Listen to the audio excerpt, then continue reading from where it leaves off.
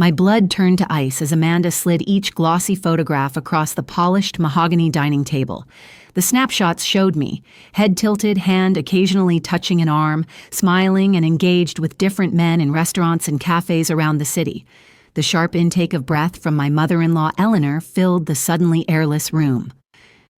"Look at these," Amanda said, her voice dripping with performative concern as she turned to my husband. "While David has been working himself to exhaustion, she's been running around town with other men." She placed her hand on his shoulder, standing too close to him, while Jessica, the woman he'd been sleeping with for months, sat silently at his other side. Amanda's eyes gleamed with triumph as she delivered her final blow. "Now you don't have to feel guilty about Jessica, and you definitely don't have to give Sophie anything in the divorce." My name is Sophie Bennett. I'm 32, and this is the story of how I turned my husband's family's betrayal into the most important lesson they'd ever learn. The family I had devoted 8 years to gathered around those photos like vultures. Eleanor picked one up with trembling fingers, her voice breaking with practiced disappointment. "Sophie, how could you? We welcomed you into our family." Once, her words would have cut deep. Now I just observed her performance with clinical detachment. "What do you have to say for yourself?" Amanda demanded, one hand propped on her hip, the other dramatically pointing at the evidence spread before everyone. I took a deliberately slow sip of water, my eyes moving across the table. David still wouldn't meet my gaze. His parents looked appropriately devastated, though I noticed his father, George, seemed more uncomfortable than angry. Amanda stood tall, her posture radiating righteousness. "Nice pictures," I said calmly. "The lighting is excellent. You must have paid your private investigator quite a lot." Amanda's triumphant smile faltered. This wasn't the tearful denial she had scripted for this moment. "That's all you have to say?" she snapped. "You're not even going to deny it?" I reached into my purse, feeling everyone tense, waiting for tears, or perhaps a desperate confession. Instead, I placed my tablet on the table, its screen dark and reflective against the wood. Why would I deny it? My voice remained steady. Those men are all divorce lawyers. The silence that followed was absolute. "What?" Amanda stuttered, her composure cracking. I pointed to each photo methodically. "That's James Morrison, the best family lawyer in the city. This is Michael Turner. His firm specializes in cases involving infidelity. And this dinner, that's William Parker. He's particularly skilled at handling cases where people try to hide assets before a divorce." Amanda's face drained of color. David suddenly found his water glass fascinating. "You see," I continued, "when I discovered David and Jessica 3 months ago, I decided to prepare properly."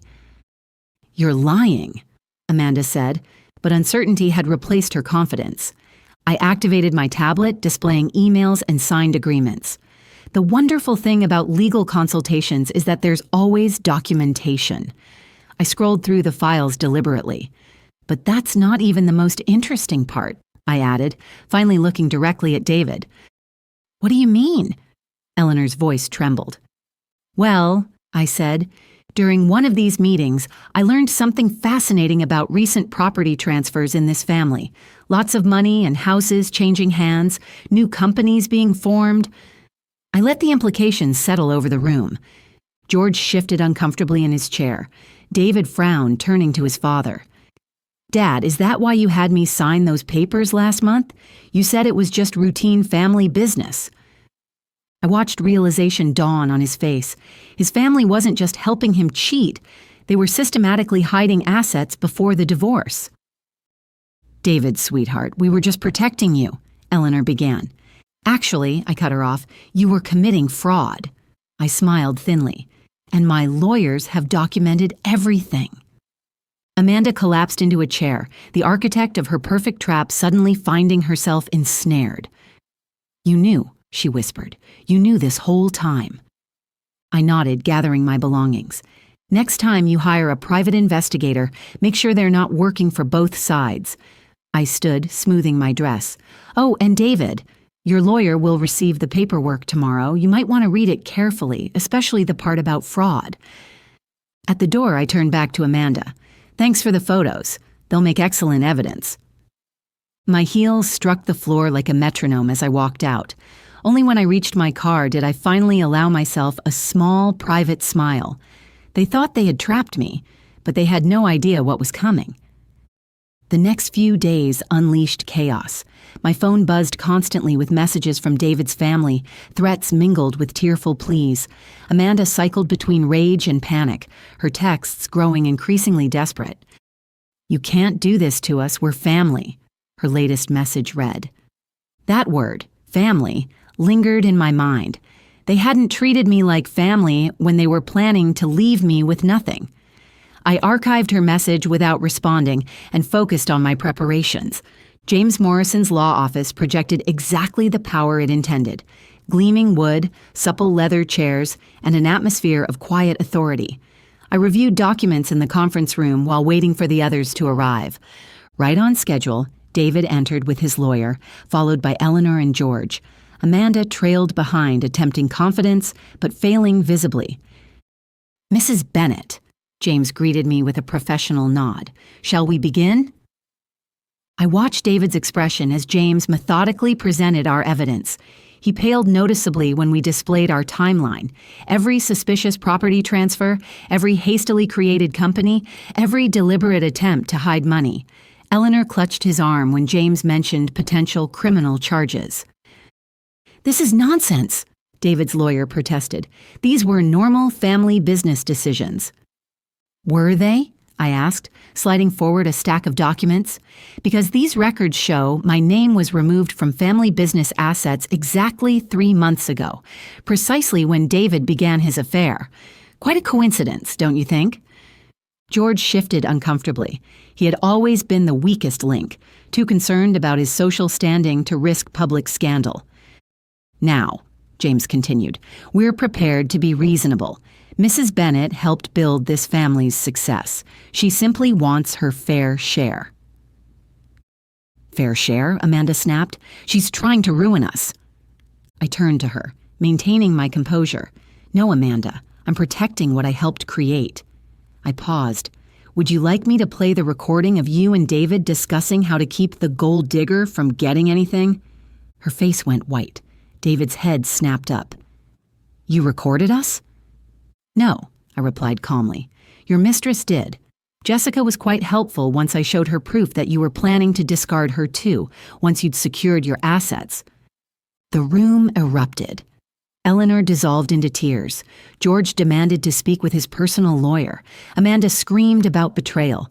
Through it all, I sat quietly, watching my husband realize how thoroughly he'd been outplayed. "Here's what's going to happen," James spoke over the chaos, his voice commanding immediate silence. "We have documented evidence of attempted fraud. We can pursue this criminally, or we can reach a reasonable settlement today. Your choice." David's lawyer requested a moment with his client. As they huddled in the corner, I could see the fight draining from David's body. He'd always been arrogant, convinced of his own cleverness. But now, he looked hollowed out. "We'll agree to fair terms," his lawyer finally announced. "Excellent," James smiled. "Mrs. Bennet has already outlined her requirements." He distributed copies of my settlement proposal. I'd been thorough but not vindictive. I wanted what I'd helped build, nothing more. "This is outrageous," Eleanor exclaimed, but George placed a restraining hand on her arm. "Sign it, David," he said quietly. "We can't risk this getting out." As David picked up the pen, Amanda made one last desperate attempt. "Wait!"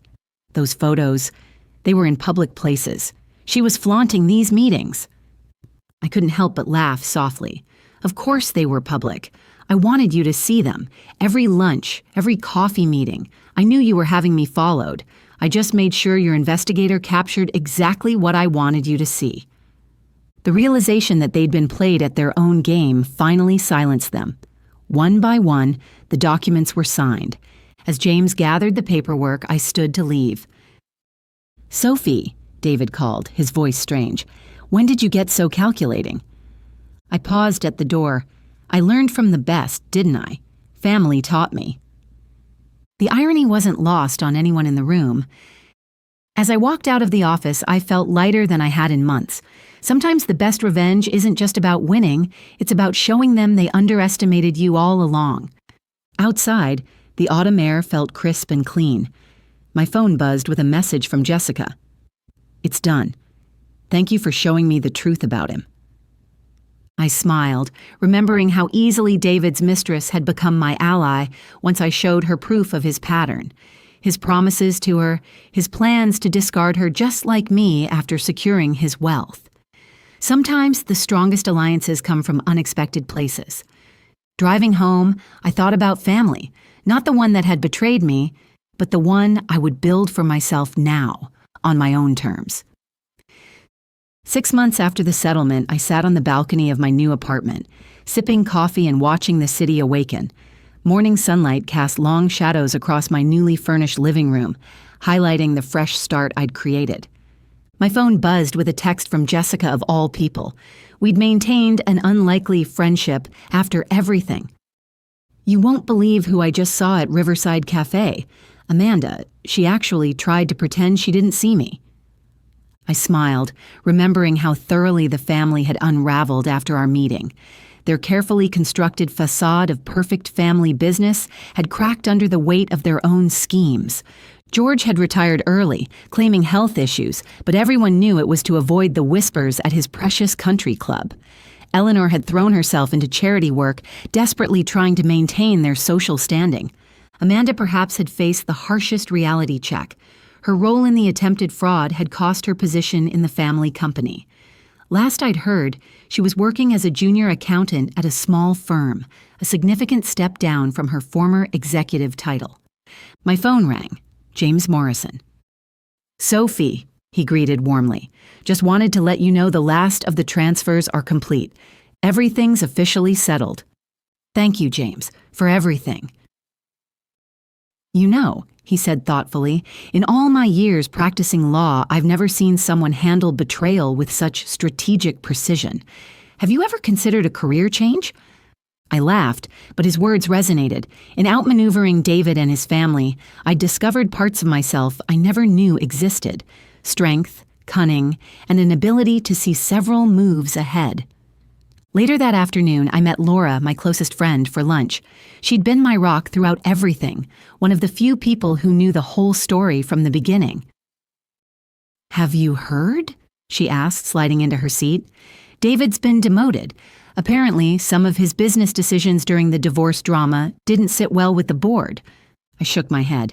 "I'm not surprised. He always did think he was smarter than everyone else." "Speaking of smart," Laura leaned forward, "how's the new venture going?" After the settlement, I'd used part of my funds to start a consulting firm helping other women navigate complex divorces and financial disputes. It felt right, using my experience to help others protect themselves. "We're expanding," I said, unable to hide my pride. "Opened a second office last week." "Look at you," Laura grinned. "From being blindsided by your husband's betrayal to running your own empire. Who would have thought?" I reflected on the woman I'd been a year ago, trusting, naive, willing to believe in family loyalty above all else. That woman was gone, replaced by someone stronger, wiser, but not bitter. If anything, I was grateful for the lessons learned. My phone buzzed again, another text from Eleanor. "I miss you. The family isn't the same without you." I archived it without responding. Some bridges, once burned, shouldn't be rebuilt. That evening, as I reviewed applications for my firm's mentorship program, I reflected on how life had changed. The family that had tried to destroy me had inadvertently set me free. Their attempts to leave me with nothing had pushed me to become something more than I'd ever imagined. The doorbell rang. Jessica with a bottle of wine. Our monthly catch-up sessions had become a tradition of sorts. "To Karma," she raised her glass, settling onto my couch. "David's dating someone new, by the way. Poor girl has no idea what she's getting into." "Should we warn her?" I asked, half joking. Jessica laughed. "Something tells me she'll figure it out on her own. Besides, I hear she's quite clever with computers. Maybe she'll catch on faster than we did." We shared a knowing look. Sometimes the best revenge isn't about getting even. It's about moving forward while watching karma do its work. As the sun set over the city, casting an orange glow through my windows, I felt at peace. The family that had tried to write me off as naive had taught me the most valuable lesson of all. Never underestimate someone who has nothing left to lose. My new life wasn't built on revenge or bitterness. It was built on wisdom, strength, and the knowledge that sometimes the worst betrayals lead to the best beginnings. I raised my glass to the setting sun, silently thanking them for teaching me exactly who I could become. The story of how my husband's family tried to destroy me had become the catalyst for my greatest transformation. Sometimes the best revenge isn't about getting even. It's about getting better.